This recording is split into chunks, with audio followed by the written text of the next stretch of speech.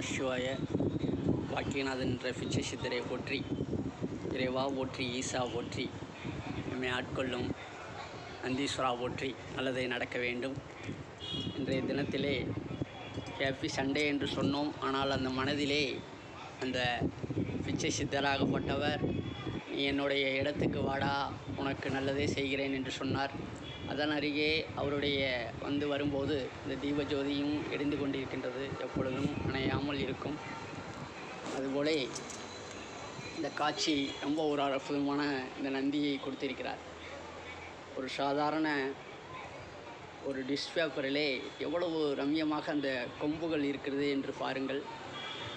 இதுதான் அந்த சித்தருடைய மகிமை என்று சொல்லுவோம். அந்த மகான்களுடைய அவருடைய தரிசனங்களும் அதுதான். அந்த நந்தி சித்தராகப்பட்டவர் நல்லபடியாக உனக்கு நல்ல மேலோங்கி செல்ல வேண்டும் என்று சொல்லி கொண்டுதான் அந்த திருவண்ணாமலை அண்ணாமலை ஆசியோடு அந்த மகான்களுடைய திருவண்ணாமலை என்றாலே முக்தி என்று சொல்லுவோம். அவ்வளோ ஒரு அற்புதமான பயணங்களாக இருக்கும்.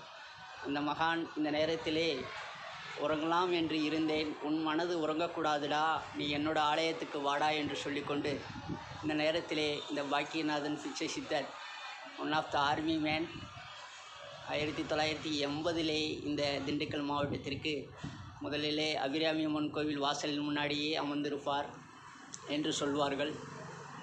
அதன்போலே அவருடைய இந்த முருகனாக வைத்திருக்க அந்த மயில், தங்க மயிலுக்கு கீழே இந்த திண்ணை உள்ளது. இந்த திண்ணையில்தான் அவர் அமர்ந்து உறங்குவார்.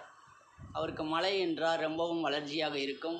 மழை அவருக்கு பிடிக்காது. ஒரு துளி மழை விழுந்தாலும் ஒண்டி போய் இந்த கல்லிலே அமர்ந்திருப்பார். இல்லைன்னா பக்கத்திலே ஒரு கல் இருக்கிறது, அந்த கடையிலே அமர்ந்திருப்பார். அதுபோல எங்களுடைய சித்தர்கள் பயணங்கள் இன்றைய மௌன சித்தராட்சியோடு சிறப்பாக நடைபெற்று கொண்டிருக்கின்றது. எல்லா புகழும் இறைவனுக்கே என்று சொல்லிக்கொண்டு என்னோடய பயணங்கள், இந்த அன்பு குழந்தைகள் செல்வங்கள்லாம் நல்லபடியாக இருக்க வேண்டும், என்னுடைய வாக்குகள் மெய்யாக நிற்க வேண்டும் என்று சொல்லிக்கொண்டு இந்த நந்தியை ரொம்ப ரம்மியமாக கொடுத்திருக்கிறார். அவ்வளோ ஒரு அற்புதமான ஒரு விஷயங்கள். ஏனென்றால் கீழே இறங்கும் போதே, வாகனத்திலிருந்து இறங்கும் போதே எங்களுடைய வலது கால் அருகே இந்த நந்தி இந்த ஆடிக்காத்திலே பறந்து வந்தது. நாங்கள் எல்லாம், எங்களுக்கு ஒரு படம் கூட வரைய தெரியாது, நந்தி படம் கூட எனக்கு வரைய தெரியாது. இருந்தாலும் இறைவன் எங்களை எப்படி ஆட்கொள்கிறார் என்பதே இது ஒரு நிதர்சனமான உண்மையாகும். இந்த தெருவுக்கின் பேரே லிங்கம் செட்டி தெருவு என்று சொல்வார்கள். அதிலே கூட அந்த லிங்கம் இருக்கிறது. இந்த மூக்குமுடி மகானுடைய அந்த ஜீவசமாதியில் கூட அவ்வளோ ஒரு உயிரோட்டம் இல்லாமல் இந்த இடத்திலே மிகவும் நெகிழ்ச்சியாக என்னை கனவிலே அழைக்கும் போதெல்லாம் இந்த இடத்துக்கு வாடான்னு தான் சொல்கிறார். நம் ஊரின் அருகே தான் அந்த குஞ்சனம்பட்டி இருக்கிறது. அந்த இடத்துக்கு போனால் கூட ஒரு நிகழ்ச்சி இல்லை. இந்த இடத்துல நிற்கும்போது எங்களுக்கு அவ்வளோ ஒரு வைப்ரேஷன் கிடைக்கிறது. அதுபோல அவர் சொல்லுபடியாக செயல்கள் நல்லபடியாக எங்களுக்கு கிடைக்கிறது. அவர் வாழ்ந்த இடத்திலே நிறைய முறை நான் ஒரு 48 முறை அவரிடம் அடி வாங்கியது உண்டு. ஒரு அடி வாங்குவதற்கு எவ்வளவோ பேர், கோடிக்கணக்கான பேர் வீடு வேணும், புகழ் வேணும், பணம் வேணும் என்று கேட்பார்கள்.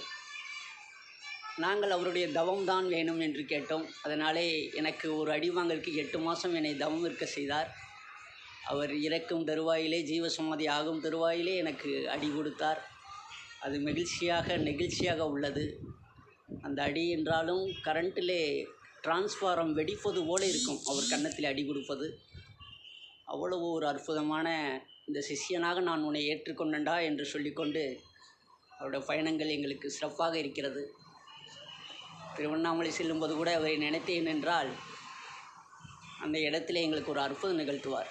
அதுதான் சித்தர்களுடைய மகான்களுக்கு ரொம்ப ஒரு ரம்மியமான காட்சியாக இருக்கிறது. அங்கே இருக்கும் மூக்குப்பிடி சித்தரும் அவ்வளோ ஒரு அற்புதமாக, இந்த மூக்குப்பிடி சித்தரை நினைக்கும் போது அவரும் ரொம்ப ஒரு அற்புதமான காட்சி. திருவண்ணாமலை கிரிவலம் செல்லும் பாதையிலே அதன் அருகே நிருதிலிங்கத்து அருகே மௌன சித்தர் என்று சொல்லுவோம். அந்த மௌன சித்தரும் எங்களுடைய மௌன சித்தரை நினைக்கும் போது அவர் காட்சி ரொம்ப ஆனந்தமாக இருக்கும். இதுபோல இந்த காணொலியில் பார்க்கும் உங்களுக்கெல்லாம் நல்லதே நடக்க வேண்டும், உங்களுடைய கர்ம வினைகள்லாம் மாற வேண்டும், சித்தர்கள் வாக்கோடு உங்களுடைய பயணங்கள்லாம் அந்த நேரத்திலே நல்லபடியாக இருக்க வேண்டும். ஓம் நம சிவாய, ஓம் நம சிவாய. திருச்சிற்றம்பலம்.